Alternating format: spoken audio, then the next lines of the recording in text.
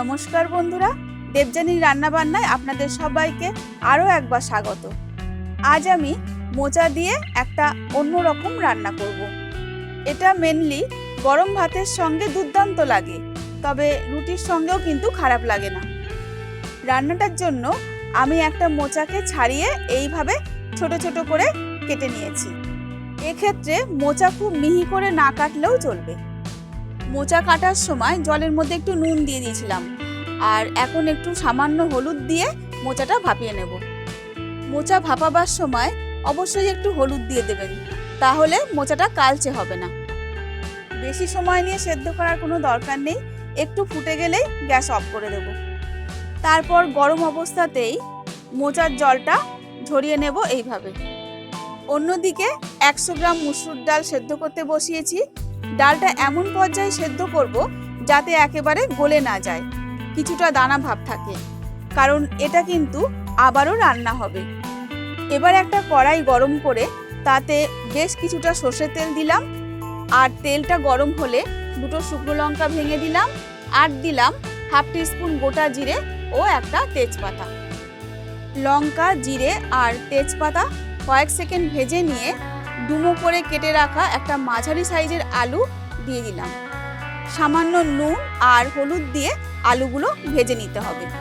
আঁচ কমিয়ে ঢেকে ঢেকে ভাজলে আলুগুলো তাড়াতাড়ি নরমও হয় আর ভাজাটাও খুব ভালো হয়। আলুগুলো বেশ লাল হয়ে গেছে আর বেশ নরমও হয়েছে। এই সময় সেদ্ধ করে জল ঝরিয়ে রাখা মোচাগুলো এতে দিয়ে দেব। বন্ধুরা, আমার চ্যানেলের সমস্ত রেসিপিগুলো একদম ঘরোয়া, সাধারণ কিছু উপকরণ দিয়ে অসাধারণ ঘরোয়া রেসিপিগুলো সবার আগে দেখে নেওয়ার জন্য এই চ্যানেলটা সাবস্ক্রাইব করার অনুরোধ রইল। আপনারা চাইলে কাঁচা ছোলা ভিজিয়েও এর মধ্যে দিতে পারেন, তবে কাঁচা ছোলা না দিয়ে ছোলা যদি সেদ্ধ করে দেন সেটা কিন্তু খেতে বেশি ভালো লাগবে। এটা পেঁয়াজ দিয়েও করতে পারেন। পেঁয়াজ দিয়ে করলে আলুটা ভেজে তুলে রেখে তারপর ফোড়নগুলো ভেজে নিয়ে পেঁয়াজ দিতে হবে। আলুর সঙ্গে মোচাগুলো মোটামুটি 5 মিনিট রান্না করার পর সেদ্ধ করা মুসুর ডালটা দিয়ে দিলাম।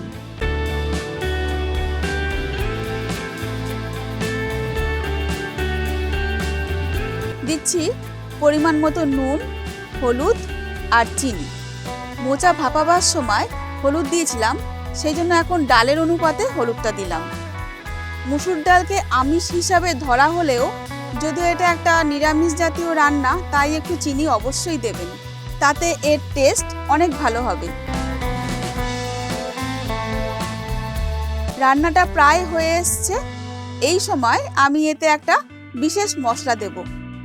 হাফ টিস্পুন গোটা জিরে, দুটো ছোট এলাচ, দুটো লবঙ্গ আর 2 টুকরো দারচিনি শুকনো কড়াইতে কয়েক সেকেন্ড নাড়াচাড়া করে ঠান্ডা করে তারপর গুঁড়ো করে রেখেছিলাম, সেই মশলাটা দিয়ে দিলাম। গুঁড়ো মশলাটা মোচার সঙ্গে ভালো করে মিশিয়ে নিয়ে গ্যাস অফ করে ঢেকে রাখবো। তাহলে বন্ধুরা, আজ এই পর্যন্তই। আবার আসবো নতুন কোনো রেসিপির সঙ্গে। ততক্ষণের জন্য সুস্থ থাকবেন আর ভালো থাকবেন। ধন্যবাদ।